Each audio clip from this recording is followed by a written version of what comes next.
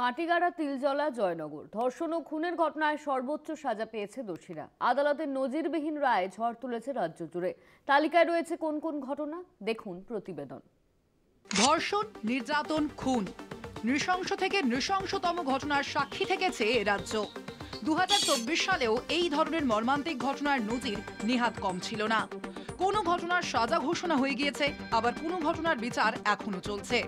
গত বছর থেকে এবছর পর্যন্ত কোন কোন মর্মান্তিক ঘটনার সর্বোচ্চ সাজা ঘোষণা হয়েছে, তালিকায় রয়েছে একাধিক ঘটনা।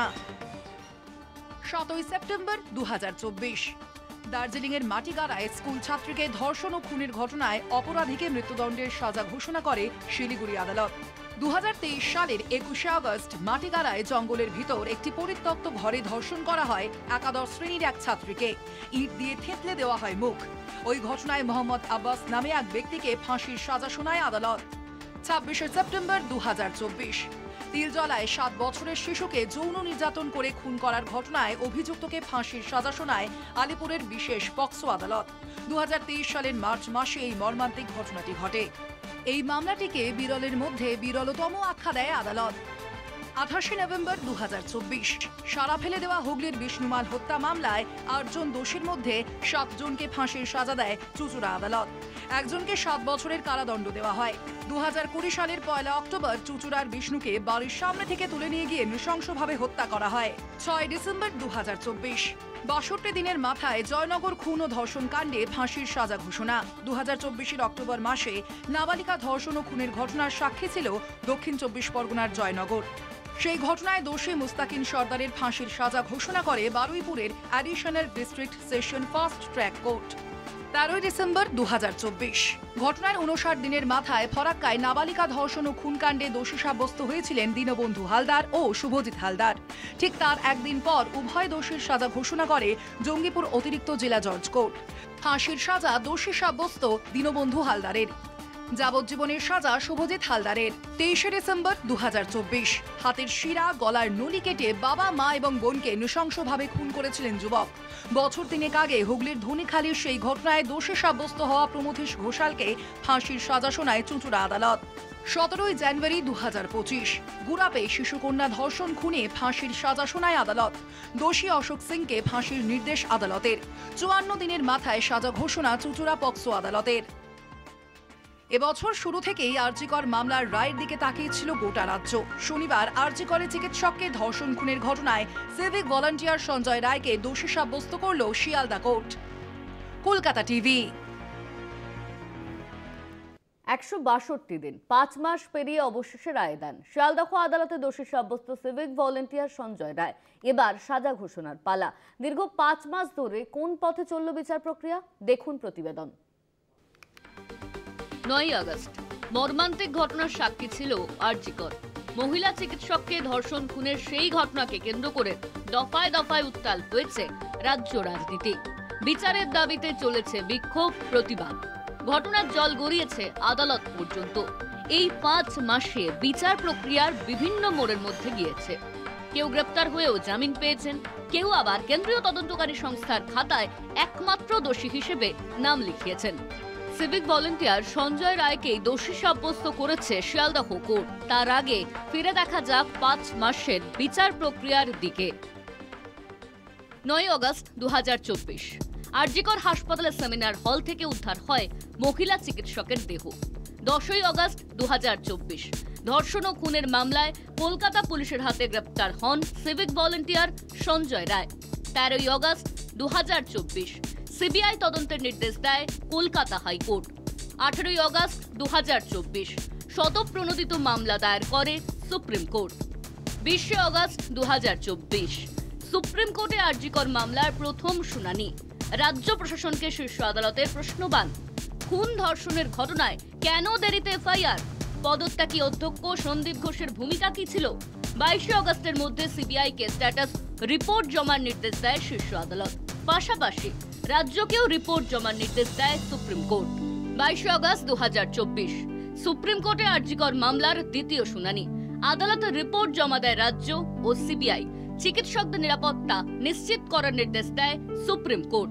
7ই সেপ্টেম্বর 2024 সুপ্রিম কোর্টে সিবিআই এর তরফে স্ট্যাটাস রিপোর্ট জমা পড়ে।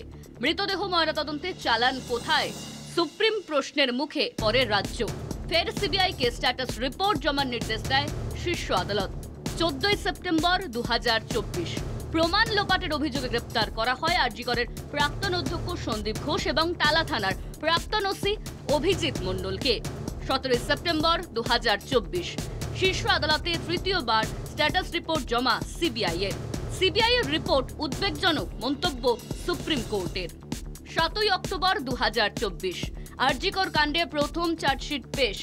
58 দিনের মাথায় শিয়ালদহ কোর্টে প্রথম চার্জশিট পেশ। চার্জশিটে সঞ্জয় রায়কেই ধর্ষণ খুনি বলে উল্লেখ করে সিবিআই। 15 অক্টোবর 2024 সুপ্রিম কোর্টে ফের আরজি কর মামলার শুনানি। সিভিক ভলেন্টিয়ারদের নিয়োগ নিয়ে প্রশ্ন। রাজ্যের থেকে সিভিক ভলেন্টিয়ার সংক্রান্ত তথ্য তলব করে আদালত। 4 নভেম্বর 2024 ধৃত সিভিক ভলেন্টিয়ার সঞ্জয় রায়ের বিরুদ্ধে চার্জ গঠন। খুন ধর্ষণ করিনি, সরকার আমায় ফাঁসাচ্ছে। শিয়ালদহ আদালত থেকে বেরিয়ে অকপট আরজি কর খুন ধর্ষণ মামলার মূল অভিযুক্ত সঞ্জয় রায়। 11 নভেম্বর 2024 আবারও বিস্ফোরক মন্তব্য সঞ্জয় রায়। বিনীত গোয়েল ফাঁসিয়েছে দাবি সঞ্জয়ের। সেদিনই শিয়ালদহ আদালতে শুরু হয় বিচার প্রক্রিয়া।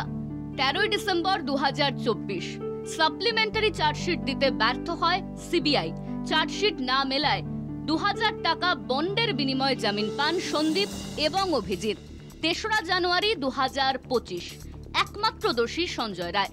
বিরলের মধ্যে বিরলতম অপরাধ। আদালতে সঞ্জয়ের সর্বোচ্চ শাস্তির আবেদন সিবিআই এর। কলকাতা পুলিশের তদন্তেই শিলমোহর দেয় কেন্দ্রীয় তদন্তকারী সংস্থা। 18 জানুয়ারি 2025 রায় ঘোষণা। জয়নগর ধর্ষণ কাণ্ডে 62 দিন, ফারাক্কা কাণ্ডে 59 দিন এবং গুরাপে 5 বছরের শিশুকন্যা ধর্ষণ খুনের ঘটনায় 54 দিনের মাথায় দোষীদের সাজা ঘোষণা হয়েছে। আরজি কর মামলায় রায় ঘোষণা হলো 162 দিনে। এখন পালা সাজা ঘোষণার। কলকাতা টিভি।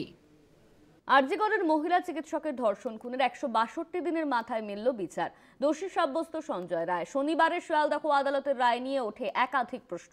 সোমবার সাজা ঘোষণা। ঘটনার দিন থেকে একের পর এক বিশেষ ঘটনার সাক্ষী থেকেছে কলকাতা। রইল নির্যাতিতার বিচার পাওয়ার সেই ঘটনাক্রম। 9 আগস্ট 2024 প্রাক্তন মুখ্যমন্ত্রী বুদ্ধদেব ভট্টাচার্যের অন্তিম যাত্রা নিয়ে ব্যস্ত গোটা শহর। সেদিনই আরজি কর মেডিকেল কলেজ হাসপাতাল থেকে উদ্ধার হয়েছিল এক মহিলা চিকিৎসকের দেহ। রহস্য মৃত্যু বা আত্মহত্যার পর্দা সরিয়ে অবশেষে সামনে আসে ধর্ষণ খুনের তত্ত্ব। প্রকাশ্যে আসে আরজি করের পাশাপাশি রাজ্যের একাধিক মেডিকেল কলেজের দুর্নীতি। আরজি কর কাণ্ডের বিচারের আন্দোলনের এক অন্য রূপ দেখে তিলোত্তমা। বিচার চেয়ে আন্দোলনে নামে নাগরিক সমাজ। রাত দখলের ডাকে সাড়া দিয়ে রাজপথে নেমে আসেন ঘরের মা বোনেরাও। মশাল মোমবাতি স্লোগানে ভারী হয়ে ওঠে শহরের বাতাস। সেই ভয়াবহ আরজি কর কাণ্ডের 162 দিন। শিয়ালদা কোর্ট, হাইকোর্ট হয়ে সুপ্রিম কোর্ট পর্যন্ত প্রতিনিয়ত ছুটে চলেছে নির্যাতিতার বাবা মা বিচারের আশায়। ফিরে দেখা যাক সেই ঘটনাক্রম। বিচারের 162 দিন। 9 আগস্ট আরজি করে মহিলা চিকিৎসকের দেহ উদ্ধার। 10 আগস্ট ধর্ষণ খুনের অভিযোগে গ্রেপ্তার কলকাতা পুলিশে কর্মরত civic volunteer Sanjay Roy. 13 August CBI তদন্তের নির্দেশ হাইকোর্টের। 14 আগস্ট কলকাতা দেখেছিল আন্দোলনের অন্য রূপ, মেয়েদের রাত দখল। 18 আগস্ট সুপ্রিম কোর্টে শতপ্রণোদিত মামলা। 2রা এবং 3রা সেপ্টেম্বর সিপির ইস্তফা চেয়ে জুনিয়র ডাক্তারদের লালবাজার অভিযান। 10ই সেপ্টেম্বর সল্টলেকের স্বাস্থ্য ভবনের সামনে জুনিয়র ডাক্তারদের অনির্দিষ্টকালের জন্য অবস্থান শুরু। 11-12 সেপ্টেম্বর সমাধান চেয়ে বৈঠকে বসতে চাইলেও 2 দিন মুখ্যমন্ত্রী অপেক্ষা করা সত্ত্বেও জুনিয়র ডাক্তারদের তরফে সাড়া মেলেনি। 14 সেপ্টেম্বর ডাক্তারদের অবস্থান মঞ্চে মুখ্যমন্ত্রী যান। সন্ধ্যায় তাঁর বাড়িতে বৈঠকে জুনিয়র ডাক্তাররা গেলেও বৈঠক সফল হয়নি। সেদিনই তথ্য প্রমাণ লোপাটের অভিযোগে আরজি করের প্রাক্তন অধ্যক্ষ সন্দীপ ঘোষ এবং টালা থানার তৎকালীন ওসি অভিজিৎ মণ্ডলকে গ্রেপ্তার করে সিবিআই। 16 সেপ্টেম্বর কালীঘাটে মুখ্যমন্ত্রীর বাসভবনে মুখ্যমন্ত্রী জুনিয়র ডাক্তারদের বৈঠকের মধ্যেই সরানো হয় সিপি বিনীত গোয়েলকে। 20 সেপ্টেম্বর স্বাস্থ্য ভবনের সামনে থেকে জুনিয়র ডাক্তারদের অবস্থান প্রত্যাহার করে নেওয়া হয়। 27 সেপ্টেম্বর সাগর দত্ত হাসপাতালে চিকিৎসক নার্স নিগ্রহ। ফের হাসপাতালে কর্মবিরতি শুরু। 5 অক্টোবর ধর্মতলায় আমরণ অনশনে জুনিয়র ডাক্তাররা। 7 অক্টোবর ধর্ষণ খুনের মামলায় আদালতে চার্জশিট পেশ সিবিআই এর। অভিযুক্ত একমাত্র সঞ্জয়ই চার্জশিটে শিলমোহর সিবিআই এর। 21 অক্টোবর নবান্নে মুখ্যমন্ত্রী জুনিয়র ডাক্তারদের বৈঠক, ধর্মতলায় অনশন প্রত্যাহার আন্দোলনকারীদের। 4 নভেম্বর ধৃত সিভিক ভলান্টিয়ারের বিরুদ্ধে চার্জ গঠন। 11 নভেম্বর শিয়ালদা আদালতে শুরু বিচার প্রক্রিয়া। 9 জানুয়ারি বিচার প্রক্রিয়া শেষে রায়দানের দিন ঘোষণা। 18 জানুয়ারি আরজিকর মামলার রায়দান। ইতিমধ্যেই সন্দীপ ঘোষ এবং অভিজিৎ মণ্ডল দুজনেই জামিন পেয়েছেন। অভিজিতের জেল মুক্তি হলেও আরজিকরের দুর্নীতির মামলায় সন্দীপ এখনো বন্দী। কলকাতা টিভি।